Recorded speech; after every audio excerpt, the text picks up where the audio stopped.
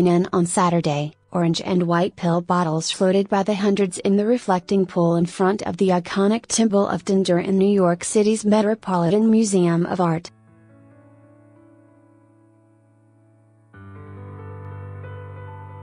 At first glance, the Sackler wing at the famed art museum may seem a strange place for an anti-opioid demonstration, but protesters there wanted to call to attention the link between the wing's donors and the ongoing opioid crisis in America.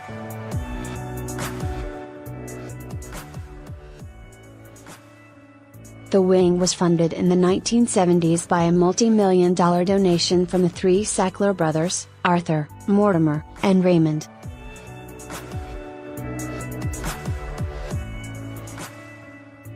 The brothers used their fortune from the pharmaceutical and medical advertising industries to become prominent art philanthropists.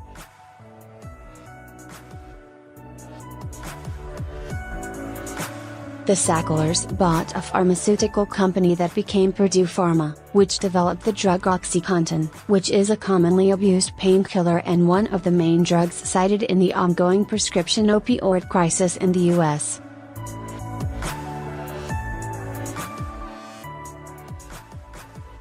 So, to those who have seen the ravages of opioid addiction up close or personally, the Sacklers are inextricably tied to the drug's influence.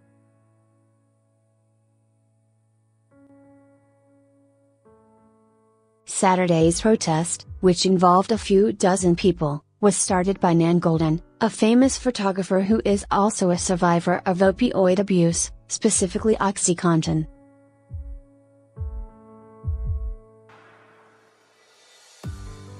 As she and a few dozen protesters threw bottles into the pool, she cried shame. And Sacklers lie, people die as a banner reading Fund Rehab was displayed nearby.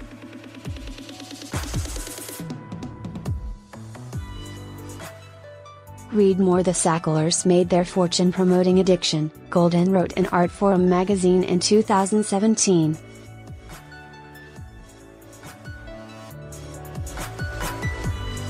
OxyContin is one of the most addictive painkillers in the history of pharmacology.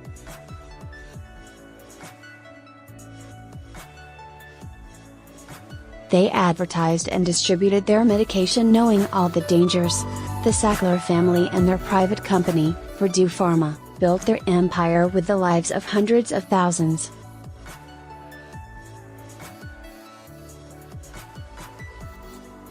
Goldin started a group called PAIN, Prescription Addiction Intervention Now, that has taken on the Sackler family and Purdue Pharma as a main focus of their activism.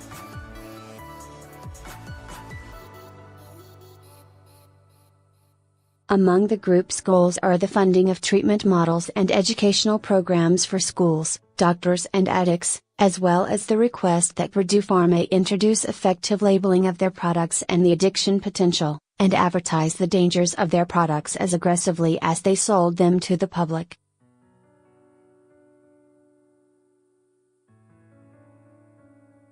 Goldin and members of her group also want museums and galleries to reject further donations from the Sacklers.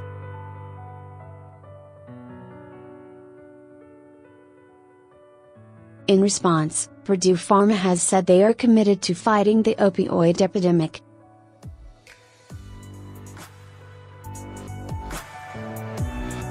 Just watch it for doctors. More opioid prescriptions bring more money. Replay more videos.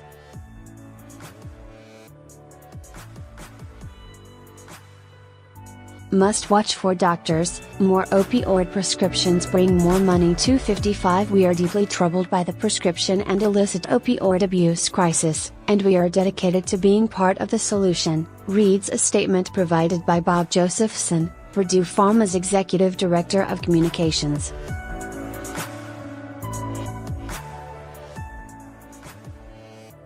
Purdue's led industry efforts to combat prescription drug abuse, which includes collaborating with law enforcement, funding state prescription drug monitoring programs, and directing healthcare professionals to the CDC's guideline for prescribing opioids for chronic pain.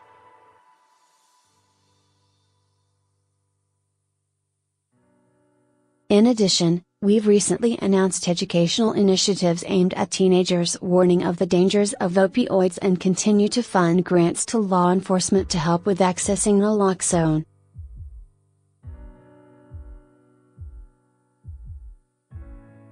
Purdue Pharma's website up also opens with a letter regarding their relationship to the ongoing crisis.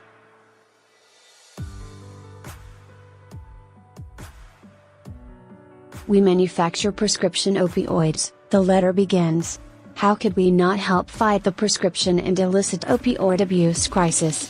CNN has reached out to the Metropolitan Museum of Art for comment and is waiting to hear back.